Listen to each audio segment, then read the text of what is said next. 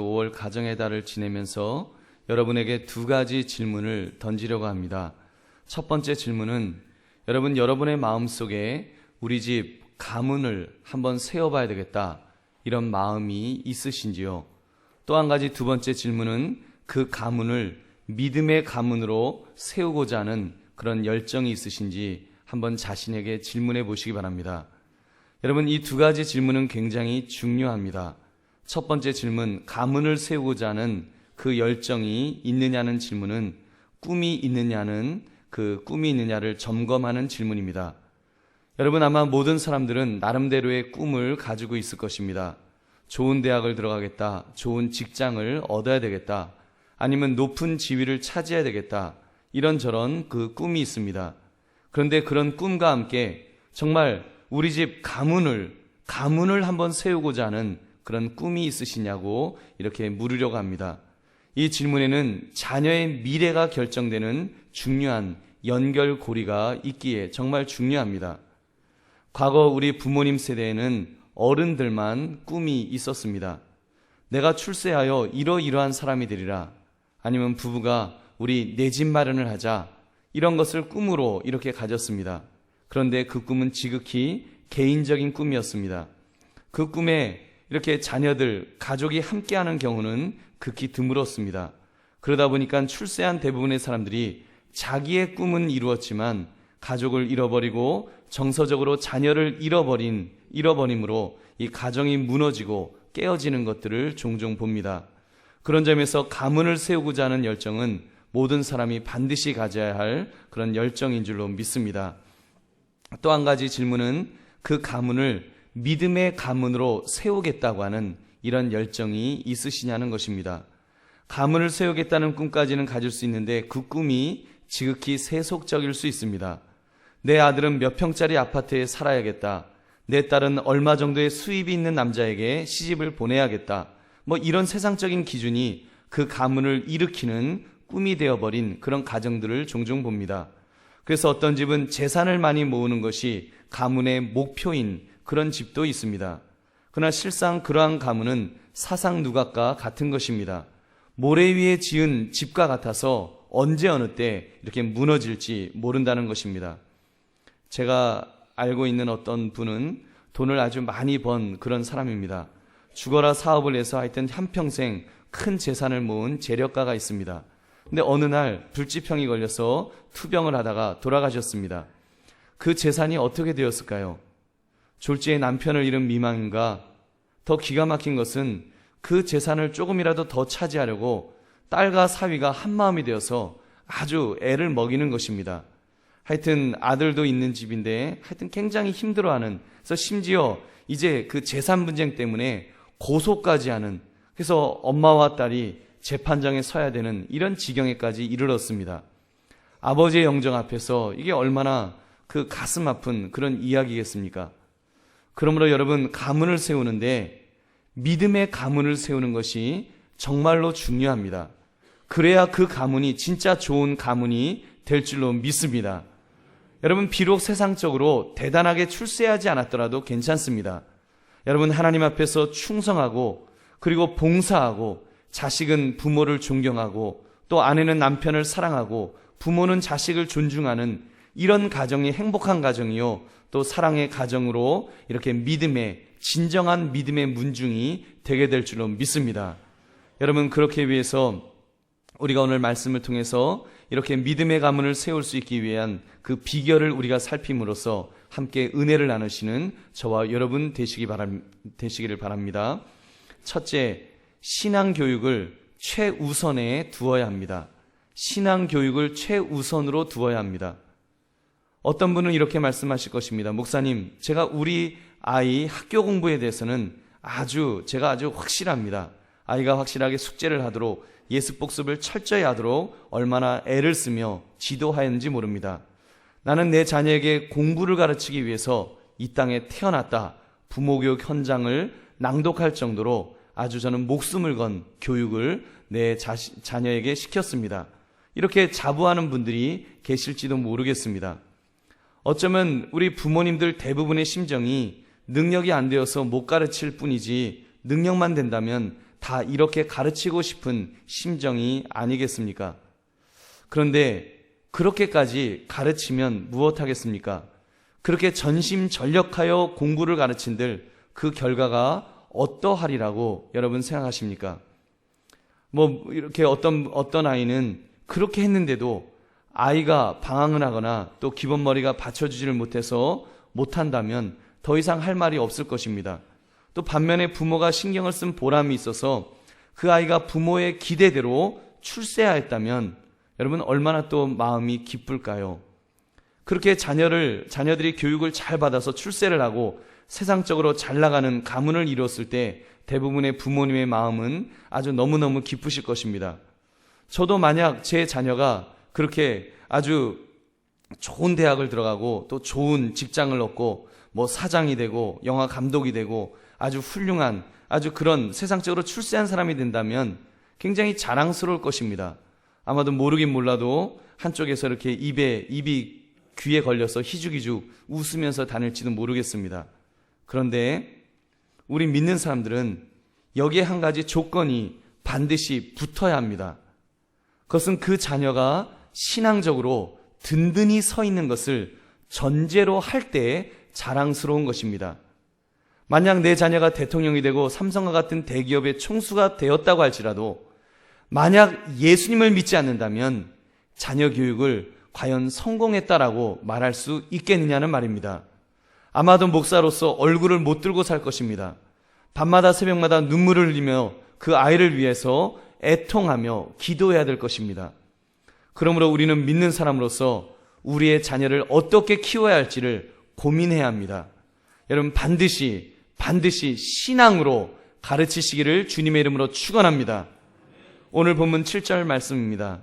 내 자녀에게 부지런히 가르치며 집에 앉았을 때에든지 길을 갈 때에든지 누워 있을 때에든지 일어날 때에든지 이 말씀을 강론할 것이며, 여러분 그렇게 볼 때 지금 이 말씀처럼 이렇게 아이를 계속해서 신앙교육을 시켜라 이렇게 말씀하시는데 이 말씀에 대해서 여러분 얼마나 자신 있게 하나님 나는 내 자녀 제대로 신앙교육하고 있습니다 이렇게 말씀할 수 있으실런지요? 요즘 중고등부 전사님들의 딜레마가 있다고 합니다. 그것은 중고등부 활동을 어디까지 해야 하는가에 대한 고민입니다. 저희가 중고등학교를 다닐 때만 해도 우리 매일 교회에 와서 이렇게 살지 않았습니까? 기도하고 주버 만들기 위해서 그때 가리방이라 그랬나요? 가루방인지 하여튼 이렇게 찍찍 긁는 걸로 긁고 잉크 묻혀갖고 이렇게 롤러로 밀고 찬송가를 부르기 위해서 이렇게 모조지인가 전지에다가 매직으로 쓰는 작업을 그렇게 하면서 그 신앙생활을 했습니다. 밤샘 작업을 하면서 교회에서 일하고 기타 치고 찬양하고 또 하는 그것이 놀이였고 행복이었습니다. 근데 요즘은 어떻습니까? 만약에 중고등부 전사님이 아이들을 그런 식으로 이끌었다가는 학부모로부터 엄청난 저항을 받을 것입니다. 전사님, 우리 아이들 망치려고 작정했습니까? 우리 아이 집으로 보내주세요. 교회 모임 갖지 마세요. 아마 분명히 그렇게 말씀하실 것입니다. 심지어 고3이 되면 교회 가지 마라. 일단 대학에 붙어놓고 교회를 나가라. 이렇게 가르치는 분도 있다고 하니 기가 찰 노릇입니다. 여러분 이러한 때 우리 정말 믿음의 부모라고 한다면, 진정한 신앙을 가진 부모님이라고 한다면 정신을 바짝 차려야 할 줄로 믿습니다. 내 자녀를 어떻게 가르쳐야 되는지, 믿음의 문중을 어떻게 만들어야 될지를 고민해야 됩니다. 여러분 어렸을 때 정말 어릴수록 내가 신앙교육을 시키겠다 이렇게 결심해야 될 줄로 믿습니다. 잠언 22장 6절 말씀, 마땅히 행할 길을 아이에게 가르치라. 그리하면 늙어도 그것을 떠나지 아니하리라. 여러분 마땅히 행할 길을 가르치는 그 모습이 있어야 됩니다. 그렇게 볼 때 우리는 얼마나 마땅히 우리의 자녀를 가르치고 있는지요. 제가 한 가지 비결 중에 하나를 말씀드리고자 합니다. 저도 사실 이 말씀을 전하기 전에는 그렇게 하지 못했던 부분인데 이제 이번 주부터 저도 실천하려고 합니다. 그것은 아이에게 말하는 질문의 내용을 한번 이렇게 바꾸려고 합니다. 전에 아이가 이렇게 공부를 안 하거나 이렇게 제대로 이렇게 안 살면 이렇게 아이에게 말했습니다. 너 앞으로 커서 뭐 되려고 그러냐? 너 앞으로 커서 뭐 될라 그러냐? 그 말은 무슨 직업을 가지려고 지금 그렇게 놀고 있느냐는 기계적인 질문입니다. 여러분, 그러다 보니까 우리 아이들이 이제 잘못된 가치관을 배우기도 합니다. 우리 그러잖아요. 너 그따위로 공부해서 돈 잘 버는 직장 가질 수 있을 것 같아? 너 편하게 돈 벌 수 있을 것 같아? 이런 질문입니다. 아이들이 여러분 공부 안 하고 놀면 심지어 이렇게까지 질문하지 않습니까? 너 이렇게 놀면 커서 노동자 되려 그러냐? 노동자 된다. 너 나중에 고생 안 하려면 열심히 공부해서 출세해야 돼. 이런 말을 합니다. 이렇게 가르치다 보니까 청소년들에게 노동에 대한 아주 부정적인 시각을 가지게 만듭니다. 이런 질문으로 설문조사를 했더니 아이들이 답을 했는데 이렇게 했답니다. 노동은 지긋지긋하다. 노동은 지겹다. 노동은 뻔하다라는 이런 부정적인 대답을 아이들이 하더라는 것입니다. 여러분, 우리 성경 어디에 노동이 그렇게 지긋지긋하다 이렇게 말씀하나요? 노동은 신성하다고 말하고 거룩한 일이라고 말하고 땀을 흘려 일해야 한다라고 성경은 말씀합니다.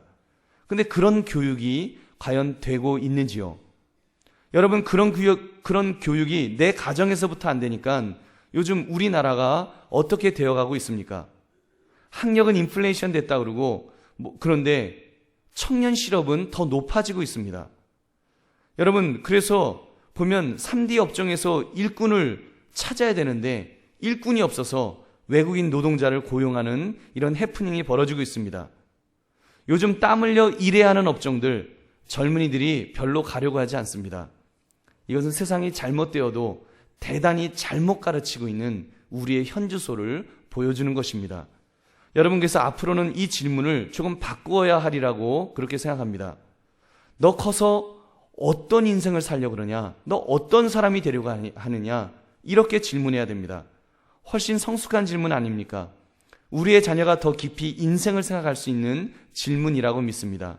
그래서 우리의 자녀가 단순히 돈, 지위, 명예, 안락을 추구하는 것이 아니라 어떤 인격을 가질 것인지, 어떤 신앙을 소유할 것인지, 어떻게 인생을 살 것인지를 고민하도록 그렇게 가르쳐야 할 줄은 믿습니다. 여러분, 그렇게 하기 위해서 우리의 자녀가 어떻게 살아갈 것인가 하나님 앞에서 고민할 수 있도록 만들어 주어야 합니다. 그 말은 믿음을 심어줘야 됩니다. 신앙 교육을 해야 됩니다. 신앙 교육을 해서 꼭 세상적으로 출세했다. 이것이 중요한 것이 아니다라는 것을 가르쳐야 됩니다. 누구보다도 진지하게 하나님 앞에서 하나님, 내가 어떻게 인생을 살아가야 될까요? 이거를 고민할 수 있도록 그렇게 가르치는 것이 여러분 믿음의 문중을 만드는 비결인 줄로 믿습니다. 여러분, 이런 이야기 있지 않습니까? 요즘 이런 유머가 있더라고요. 잘난 아들은 국가의 아들이다. 돈 잘 버는 아들은 사돈의 아들이다. 빚진 아들은 내 아들이다. 여러분, 좀 가슴 아픈 유머이지만 의미가 있는 유머라고 생각합니다. 빚진 아들이 내 아들이 되면 안 되겠지만 너무 잘나서 국가의 아들이 되는 것은 과연 뭐 그렇게 의미가 있을런지요. 어떤 부모님은 그러신다잖아요. 내 자녀가 너무 인류로 자라는 것을 바라지 않는다라고 그렇게 말씀하셨답니다. 굉장히 좀 놀라운 이야기죠. 아니, 모든 부모의 마음은 내 자녀가 인류가 되기를 바랄 텐데 어떻게 그렇게 말할까? 근데 이런 말씀입니다. 너무 잘 나가다 보니까 도대체 자식이 아니더랍니다. 1년 내내 부모님에게 코빼기조차도 보일 수 없는 자녀. 물론 자랑스럽기는 하시겠지만 뒤로는, 속으로는 아픔이 있더라는 것입니다. 너무 아픈 거예요. 말이 자녀지 이게 자녀가 내 자녀가 아닙니다. 그래서 심지어 어떤 부모님은 그저 내 자녀가 너무 출세하는 것보다는 그냥 가족들 함께 모여 살 수 있고 함께 만나서 식사하고 서로 교제 나누면서 이렇게 사는 것도 그 인생이 괜찮은 것 아니냐, 이런 이야기를 하신다는 것입니다. 저는 그런 점에서 우리 한강교회 성도들은 아주 복받은 성도님들이라고 믿습니다. 왜냐하면 세상적으로 대통령이 되었거나 대기업 총수가 된 뭐 그 정도로 출세한 분은 안 계십니다만 그래도 참 보기 좋은 가정들을 이루고 있는 것을 봅니다. 특별히 3대가 함께 신앙생활을 하시는 가정들을 보면 여러분 우리 교회는 흔히 있지 않습니까? 얼마나 보기 좋습니까? 할아버지 할머니가 평생 그 한강교회를 섬기셨습니다. 그리고 그 자녀가 부모님을 따라서 신앙생활을 합니다. 그리고 장성해서 결혼을 하고 자식을 낳아서 또 한강교회를 섬깁니다. 직장에서 사업장에서 성실히 일하고 주일에는 온 가족이 교회를 나옵니다. 손자가 손녀가 할아버지 하고 인사하고 할머니하고 인사하고 아이고 잘 있었니 하고 이렇게 쓰다듬어주고 격려해 줄 수 있는 여러분 그런 모습, 여러분 그것이 얼마나 이 아름다운 이 모습인지요. 여러분 뭐 지금 우리 자녀가 함께 있는 분들도 이렇게 계시지만 또 멀리 계신 분들은 언젠가 또 우리 한강교회에서 함께 신앙생활하게 될 줄로 믿습니다.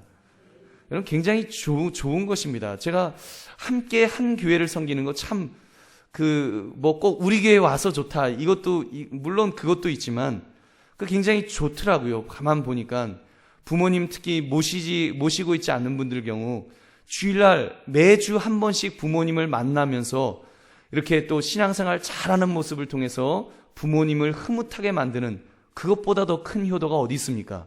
매주일 부모님에게 인사드릴 수 있고 그리고 또 신앙생활하는 모습을 통해서 부모가 이렇게 뿌듯한 자랑스러운 마음을 가질 수 있고 여러분 이것이 큰 효도가 될 줄로 믿습니다. 제가 요즘 좀 인생에 대해서 좀 다시 생각하는 그런 시간들을 이렇게 가지고 있습니다. 한마디로 좀 인생 무상을 이렇게 느끼게 되었습니다. 용서하십시오. 여러분 제가 섬겼던 교회 목사님들이 이렇게 60도 안 되어서 또 갓 60 넘어서 이렇게 돌아가시는 모습을 보면서 제가 굉장한 이렇게 마음에 좀 충격을 받았습니다. 정말 제가 존경하고 따르고 제가 의지할 만한 그런 목사님들만 하나님 왜 이렇게 금방 데려가십니까? 제 마음속에 좀 그런 마음이 들었어요. 우선 참 인생이 길지 않을 것이라는 그런 위기감을 느끼게 됩니다. 당장 저희 아버님도 뭐 60도 안 되어서 이렇게 돌아가셨다고 볼 때 이렇게 시간을 계산해 보면 이게 참 마음이 초조해집니다. 그렇잖아요. 우리가 우리 함께 다 이렇게 예배를 드리지만 우리 순서가 없지 않습니까? 하나님이 불러가시면 언제라도 가야 되는 것이 우리의 인생입니다. 그렇게 볼 때 여러분 너무 아둥바둥 막 그러면서 사는 거 그게 과연 가치가 있는 것인지 여러분 한번 이렇게 생각해 보시기 바랍니다. 옛날에는 미국 유학 가면 출세했다고 그랬습니다. 미국 가면 여러분 좋은 줄 아십니까? 저희 큰누님 가족 미국에서 사는데 과연 인생에서 몇 번이나 누님을 보다가 천국 가게 될지요? 앞으로 10번 만나면 많이 만나게 되지 않을까요? 잘 돼서 20번, 30번, 한 30번 이상 볼 수 있을까? 과연 쉽지 않을 것 같습니다. 그때까지 제가 그렇게 살 수 있을지도 모르고 우리 누님이 그렇게 살 수 있을지도 모르고 여러분 모르는 거예요. 인생이라고 하는 거 그렇게 길지 않습니다. 사랑하는 성도님들 그렇게 볼 때 반드시 여러분 우리가 길지 않은 인생에 우리의 자녀들을 어떻게 가르쳐야 될지 고민해야 됩니다. 여러분 자녀가 출세하는 것이 중요한 것이 아닙니다. 내 자녀가 믿음 안에 굳건히 서는 것 여러분 우선순위를 우리는 그래서 분명히 해야 됩니다. 자녀가 정말 믿음 안에서 설 수 있도록 그렇게 가르쳐야 됩니다. 예수님께서 이렇게 말씀하셨습니다. 마가복음 8장 36절부터 37절의 말씀. 사람이 만일 온 천하를 얻고도 자기 목숨을 잃으면 무엇이 유익하리요? 사람이 무엇을 주고 자기 목숨과 바꾸겠느냐? 여러분 출세한다고 해서 아무리 출세해도 빨리 죽게 된다면 아무 소용이 없다는 것입니다. 그런데 여러분 이 목숨이 우리 목숨이라고 하는 생명이라는 것이 지금 육신적인 생명만 있는 것 아니지 않습니까? 영혼의 생명이 있잖아요.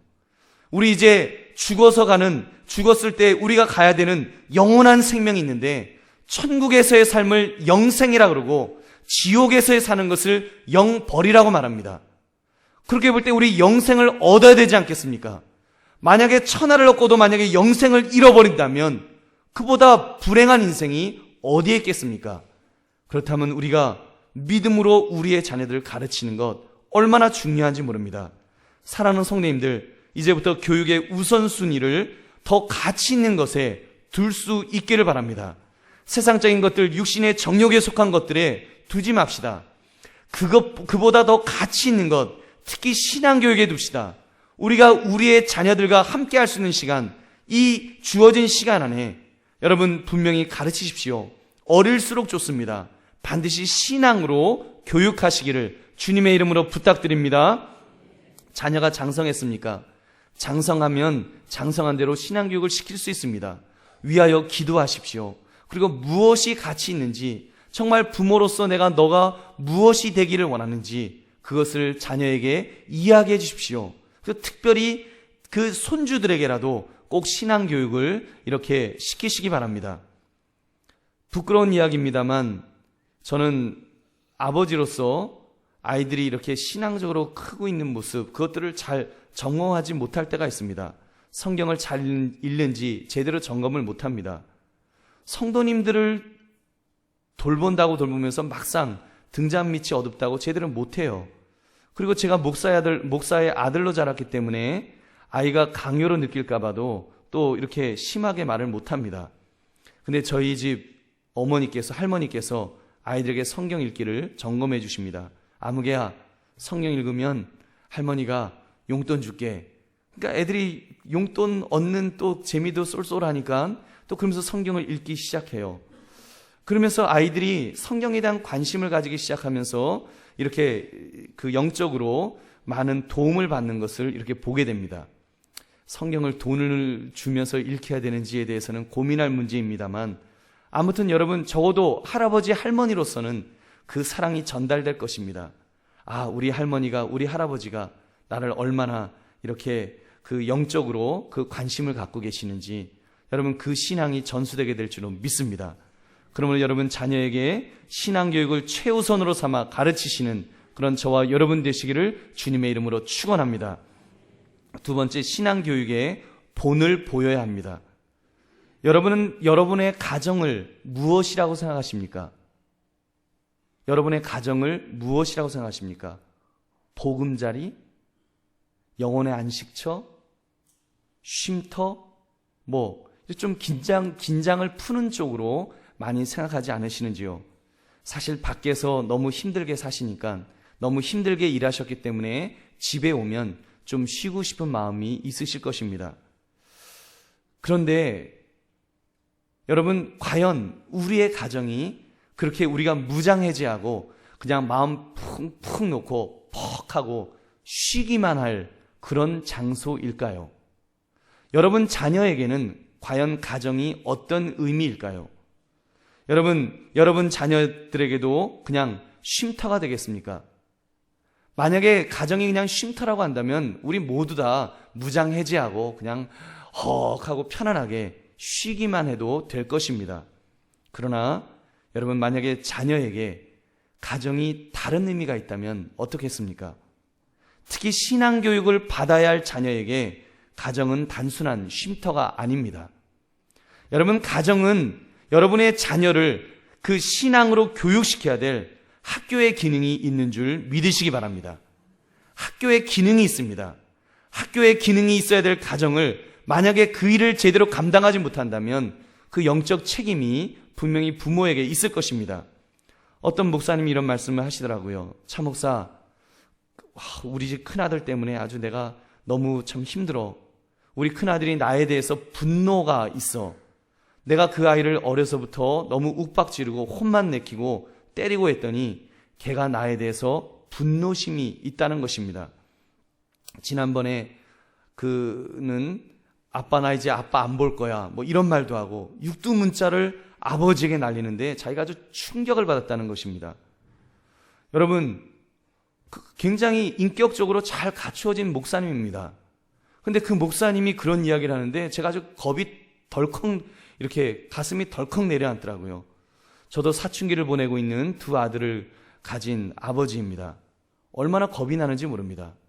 전에는 이렇게 자녀 교육에 대해서 자녀 교육 까짓거 그거 내가 그냥 팍 시키면 애들 그냥 쫙 된다 이렇게 생각했는데, 자녀가 이제 크면 클수록 자녀는 부모 마음대로 안 되는구나, 이것을 깨닫게 되었습니다.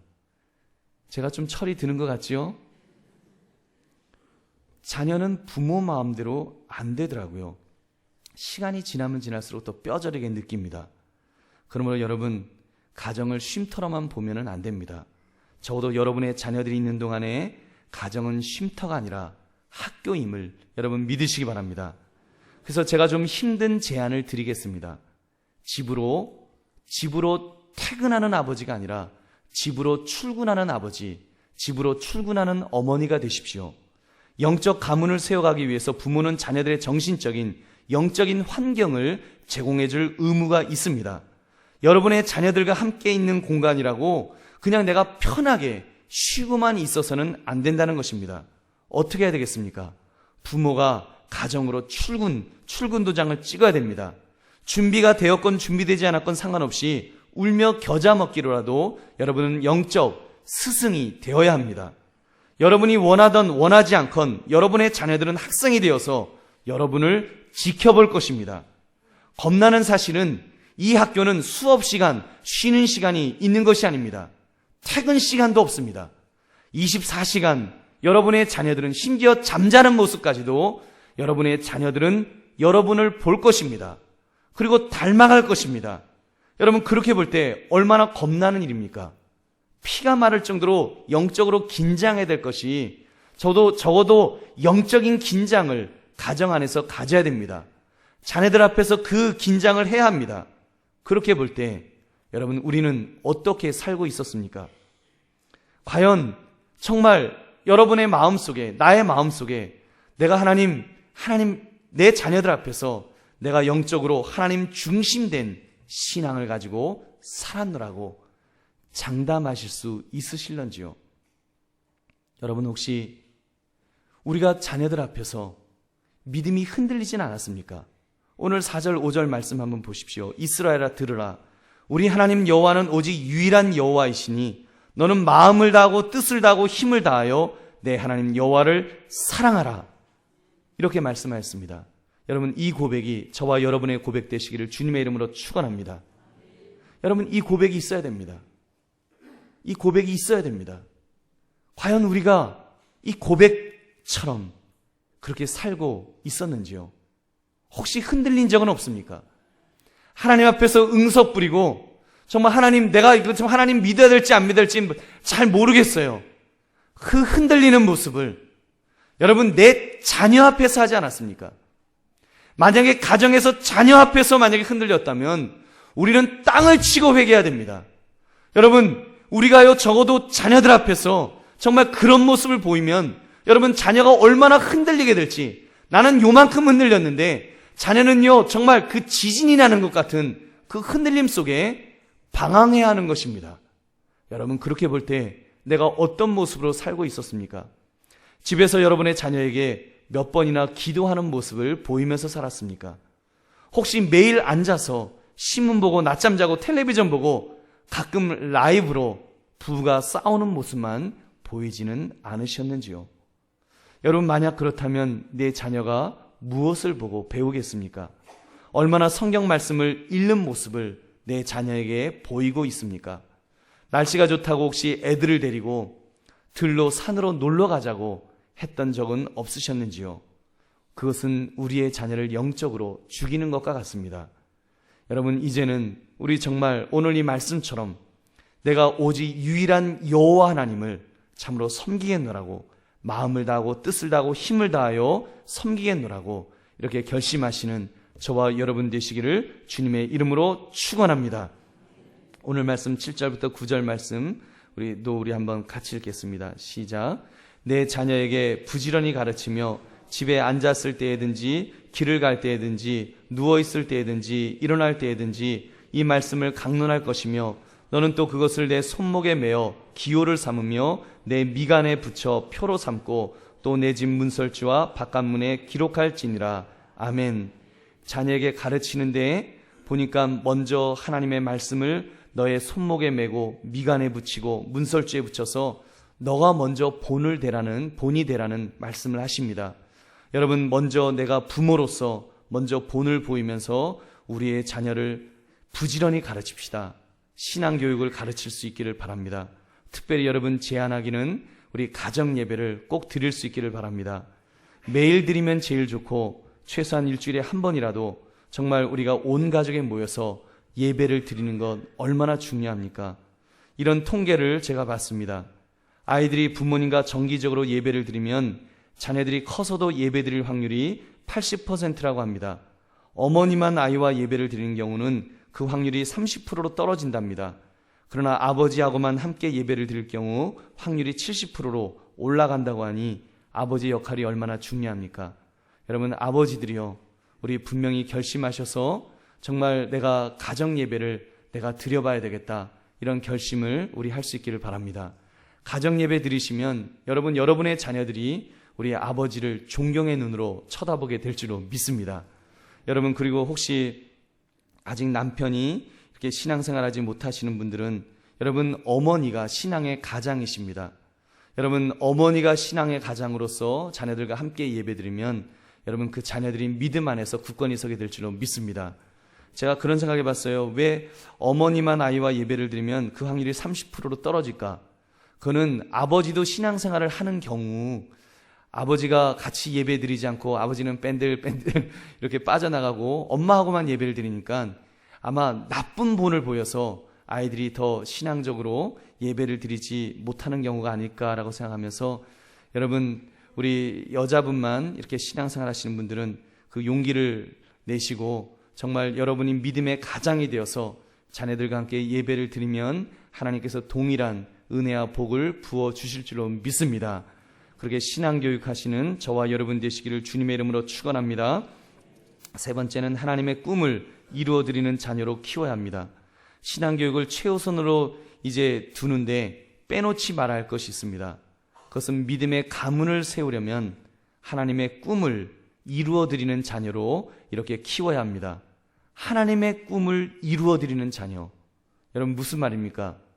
우리는 자칫 이렇게 부모님의 꿈을 이루어드리는 자녀로 그렇게 키워가고 있지는 않는지요. 어떤 집은 부모님이 아이를 반쯤 잡습니다. 너는 꼭 아주 무슨 명문대학 들어가야 한다. 너는 꼭 무슨 직업을 가져야 된다. 너는 뭐가 돼야 된다. 어떤 부모는 90점, 95점 맞고 왔는데도 막 그 아이를 막 때리면서 너 어떻게 이렇게 하느냐고 그러는 부모도 있으시답니다. 저희 집은 상상할 수 없는 일인데 여러분, 물론 교육하는 데는 교육 철학이 가정마다 다 다르겠습니다만 저는 그런 부모님에게 한번 이렇게 질문해 보고 싶습니다. 과연 당신은 학교 다닐 때 그만큼 공부 잘했냐고. 아마 모르긴 몰라도 그만큼 못했을 확률이 더 높습니다. 자신이 못한 거를 자녀에게 요구하는 것입니다. 대리만족을 위해서 나는 못했지만 너는 그렇게 해야 된다. 너는 그렇게 가야 된다. 여러분, 혹시라도 그런 마음이라면 여러분, 그것은 하나님 앞에서 올바른 모습이 아닙니다. 그러므로 진정으로 믿음의 문중을 이루시기를 원한다면 내 뜻을 접어야 합니다. 내가 내 자녀를 이렇게 만들 것이다 계획했던 것 다 내려놓아야 합니다. 여러분, 우리가 내려놓을 때 그때 오히려 하나님께서 붙들어 주십니다. 이런 점에서 우리의 기도가 좀 더 성숙해야 한다고 믿습니다. 진지하게 기도합시다. 주여, 이 아이를 향한 하나님의 뜻이 무엇인지, 정말 하나님께서 이 아이를 통해서 무슨 일을 하기를 원하시는지 하나님, 그것을 놓고 우리가 기도하기를 원합니다. 그래서 하나님, 이 아이를 이끌어 주세요라고 기도하시면 하나님께서 붙들어 주실 줄로 믿습니다. 우리가 우리의 기도 내용이 자녀를 위한답시고 너무 이기적이지는 않았는지요. 주여, 내 자녀가 출세하게 해달라고, 무엇이 되게 해달라고, 재벌이 되게 해달라고 우리가 그런 기도를 하였더라면, 그것이 만약에 인생의 목표로 아이들을 그렇게 만들었다면 우리가 이제는 그 목표를 내려놓아야 합니다. 그리고 내 자녀가 정말 하나님 앞에서 신앙적으로 올바로 살 수 있도록, 하나님 앞에서 그 아이가 인생을 놓고 고민할 수 있도록 그렇게 만들어줘야 합니다. 여러분, 그렇게 하면 하나님께서 그 자녀를 책임져 주실 줄로 믿습니다. 메가더 장군 같은 분, 아주 그분의 유명한 기도 내용이 있어서 여러분에게 잠깐 소개를 드립니다. 오 주여, 저의 자식이 이러한 사람이 되게 하소서. 약할 때 자기를 분별할 수 있는 힘과 두려울 때 자신을 잃지 않을 용기를 가지고 정직한 패배에 부끄러워하지 않고 태어나며 승리에 겸손하고 온유한 사람이 되게 하소서. 자신이 한 일에는 책임을 질 줄 알고 하나님을 아는 사람이 되게 하소서. 여기에 자신의 굳건한 인생을 쌓아가게 하소서. 그를 유행과 안락의 길로 인도하지 마시고 폭풍우 속에서도 일어설 줄 알고 패한 자를 불쌍히 여길 줄 알도록 해주소서. 그의 마음은 깨끗하고 목표는 높게 하시며 남을 다스리기 전에 자신을 다스리게 하시고 기쁠 때는 웃을 줄 알고 슬플 때는 울 줄도 아는 사람이 되게 하시고 미래를 지향하면서도 과거를 잊지 않게 하소서. 그 위에 유머를 알게 하시어 인생을 엄숙히 살아가면서도 삶을 즐길 줄 아는 마음과 자기 자신을 너무 드러내지 않고 겸손한 마음을 갖게 하소서. 그리고 참으로 위대한 것은 소박한 데 있다는 것과 참된 지혜는 넓은 아량에서 솟는다는 것과 참된 힘은 너그러움에 있다는 것을 항상 명심하는 사람이 되게 하소서. 그리하여 그의 아비인 저는 헛된 인생을 살지 않았노라고 나직이 속삭이게 하소서. 아멘. 사랑하는 성도님들, 여러분, 우리도 우리의 자녀들을 향해서 이렇게 가르칠 수 있으면 좋겠습니다. 무조건 윽박지르고 너는 이런 사람이 돼야 된다, 그렇게 부모가 목표를 정해놓고 그렇게 아이를 주물떡거리는 것이 아니라 우리 하나님에게 내어 맡깁시다. 그 아이가 진지하게 하나님 앞에서 고민할 수 있도록, 하나님 앞에서 결단할 수 있도록 그렇게 만듭시다. 여러분, 한나를 기억할 것입니다. 한나가 어렵게 얻은 아들 사무엘, 정말 그 기도로서 낳은 아들 사무엘을 어떻게 했습니까? 자기가 하나님 앞에서 이렇게 서원한 대로 데려다 바쳤습니다. 하나님의 성전에 바쳤습니다. 그럴 때 어떻게 되었습니까? 하나님께서 사무엘을 키워주신 줄로 믿습니다. 여러분, 한나에게 여러 자녀들이 있었지만 사무엘만큼 위대한 자녀가 없었습니다. 오히려 자기 품을 떠나서 하나님의 품에 그 아이를 맡겨드렸을 때 하나님께서 그 아이를 들어 쓰시는데, 사무엘은 마지막 사사로서 쓰임받았습니다. 선지자로 쓰임받았습니다.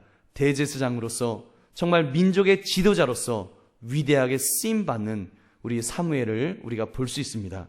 여러분, 그렇습니다. 내 뜻을 꺾고 하나님의 뜻에 맡겨드리면 오히려 내 자녀는 더 잘 되게 될 줄로 믿습니다. 여러분이 소망했던, 여러분이 그렸던 그 그림보다도 하나님이 원하시면은 더 위대한 인물을 만들어 주실 줄로 믿습니다. 그리고 여러분, 꼭 그런 위대한 인물, 세상적으로 출세한 것이 아니라고 할지라도 자기의 삶의 현장에서 하나님이 인정하시고 하나님이 붙들어 주시고 하나님이 세워주시는 정말 그 참된 인생을 살아가는 사람이 되게 될 줄은 믿습니다. 그렇게 1대, 2대, 3대, 4대가 내려가는 그 가정이 여러분 진정한 참된 믿음의 문중인 줄로 믿습니다. 말씀을 맺습니다. 우리 가정의 달 5월을 맞이해서 믿음의 가문 세우기라는 말씀을 나누었습니다. 어떤 가정을 만들어야 될지, 어떻게 자녀를 키워야 될지 사실 우리 그 답이 없습니다. 얼마나 참 고민되는 그런 문제인지 모릅니다. 여러분, 우리의 자녀를 가르치시는데 오늘 이 말씀처럼 우리 신앙 교육을 우선순위에 둡시다. 최우선으로 둡시다. 만약에 내 자녀가 세상적으로 출세했는데 만약에 그 영혼을 잃어버린다면 여러분, 그것은 땅을 치고 통곡할 일입니다. 그러므로 먼저 그 신앙 교육을 우선순위에 두시고, 그리고 내가 신앙의 본을 보이겠느라고 이 결단을 분명히 해야 합니다. 오늘 이제 집에 돌아가실 때 다 이뤘다 그러고 무장해제하고 그리고 집에 돌아가지 마십시오. 출근하는 마음으로 가십시오. 내 자녀를 영적으로 지도해야 되겠다고 하는 이 마음을 가지시고 그렇게 출근을 합시다. 그리고는 이제는 하나님에게 그 자녀를 맡기십시오. 기도로 맡기십시오. 성령 하나님께서 그 아이를 강권적으로 붙들 수 있도록, 그 아이가 은혜 받을 수 있도록 그렇게 지도합시다. 그리고 그렇게 맡겨드립시다. 그러면 하나님께서 그 자녀를 키우실 줄로 믿습니다. 하나님께서 그 자녀를 키우시면 우리가 기대한 것보다도 그 자녀는 분명히 더 가치 있는 인생을 살게 될 줄로 믿습니다. 그 속에서 민족의 지도자들도 나오게 될 줄로 믿습니다. 그러므로 여러분, 정말 우리의 가정을 그렇게 믿음의 문중으로 그렇게 잘 만들어 가시는 그런 믿음의 부모님들 되시기를 주님의 이름으로 축원합니다. 우리 함께 기도하겠습니다. 말씀 생각